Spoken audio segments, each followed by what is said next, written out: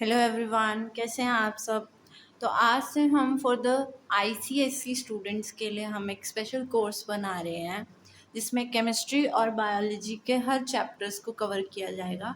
तो आज हम केमिस्ट्री का फर्स्ट चैप्टर पढ़ेंगे जिसका नाम है modern periodic table and periodic properties.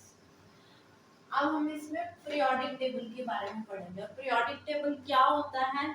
Elements को एक अरेंज करना, एक पैटर्न में अरेंज करना कि हमारे लिए स्टडी करना इजी हो जाए एलिमेंट्स को। तो कुछ साइंटिस्ट आए, उन्होंने अपना अपना व्यू रखा और उन्होंने एलिमेंट्स को अरेंज करने की ट्राई की। तो देखिए कुछ साइंटिस्ट लोगों का कंट्रीब्यूशन है, हम एक एक करके पढ़ते हैं। फर्स्ट साइंटिस्ट है डोबर्नियर ट्रायड्स। डोबर्नियर साइंटिस्ट का नाम है और ट्रायड का मतलब होता है 3। इसने क्या किया? थ्री एलिमेंट्स को अरेंज करने की कोशिश की। He classified 3 elements and named as triad. In this, atomic mass of middle element is the arithmetic mean, मतलब average of atomic masses of 2 other elements. उसने क्या किया? 3 एलिमेंट्स लिए, जैसे कि आप देख सकते हैं 3 एलिमेंट्स लिए, उसे एटॉमिक मास के अकॉर्डिंग अरेंज किया। Means increasing order of atomic मास, मतलब जिसका सबसे कम है वो आगे, 7 है तो वो पहले आएगा, और जिसका सबसे ज्यादा है वो बाद में आएगा। जैसे 39 ज्यादा है वो बाद में आएगा। और उसने देखा कि जो बीच वाले का एटॉमिक मास है ना, वो इन दोनों के एवरेज के इक्वल आता है। लेट्स सी कैसे।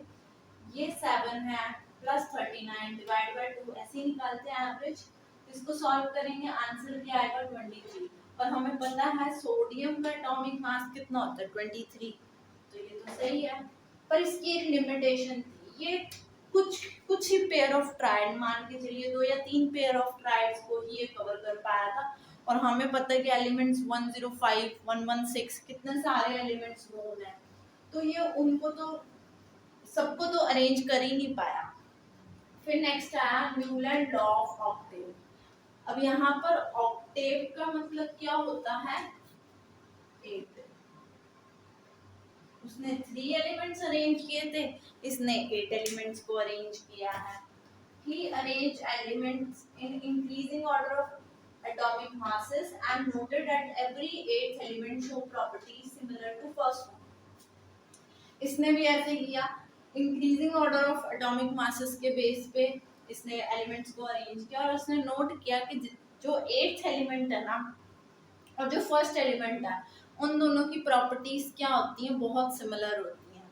जैसे कि देखिए मैंने एलिमेंट्स को अरेंज किया। अब इसमें बच्चों को कंफ्यूजन ये होती है कि वो यहाँ से गिनना शुरू कर देते हैं, कहते हैं 1 2 3 4 5 6 7 8। फ्लोरीन और हाइड्रोजन की प्रॉपर्टी सेम होनी चाहिए, नहीं।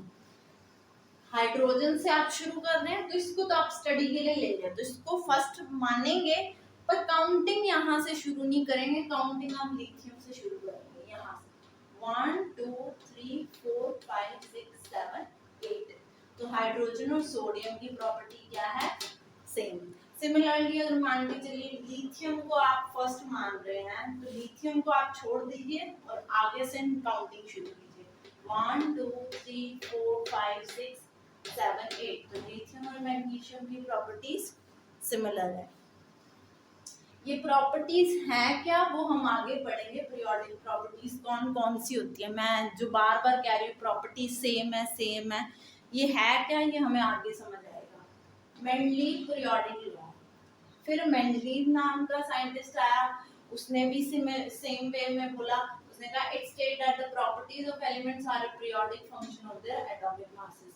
मींस एटॉमिक उनके increasing number of atomic masses पे अरेंज कर लीजिए, और जो सिमिलर एलिमेंट्स होंगे उनकी प्रॉपर्टीज भी सिमिलर होंगी। तो इस तीनों का बेस क्या था? Atomic mass. तीनों ने ही increasing order of atomic mass पे अरेंज किया, पर तीनों ही फेल हो गए। इनकी कोई ना कोई लिमिटेशंस थी जो कि 9th में आप पढ़ चुके होंगे। फिर एक नया साइंटिस्ट आया H.G. मोज़ले नाम का, जिसने मॉडर्न पीरियोडिक टेबल बनाया।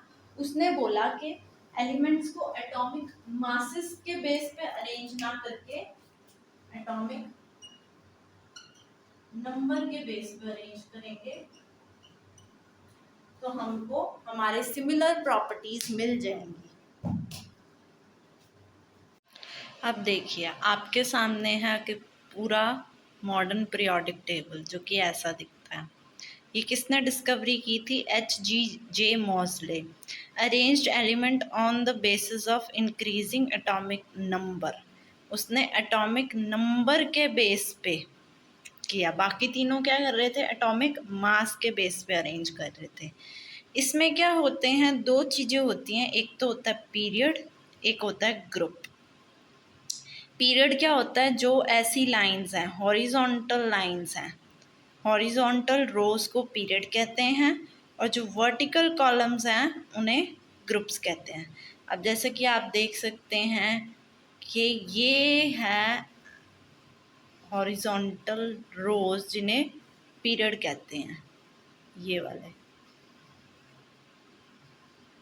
अब इसको आप गिनेंगे तो टोटल कितने हैं? 1 2 3 4 5 6 7।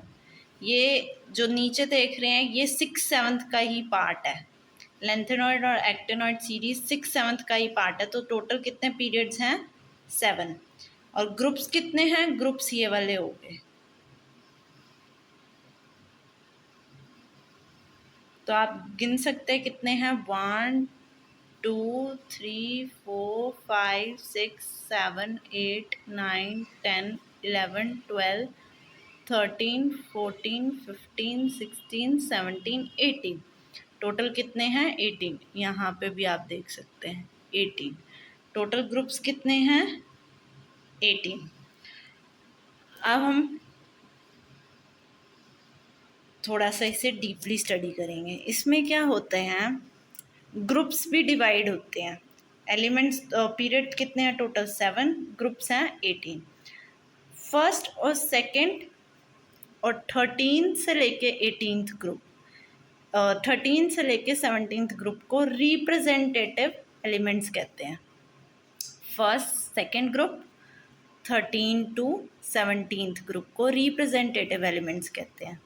और 3 से 12 को, ये जो 10 एलिमेंट्स आ रहे हैं टोटल, इन्हें ट्रांजिशन मेटल्स कहते हैं।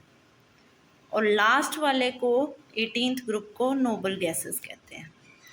अब हर एक ग्रुप के अपने अपने नाम हैं। फर्स्ट ग्रुप ऑफ एलिमेंट्स को बोलते हैं हम एल्कली मेटल।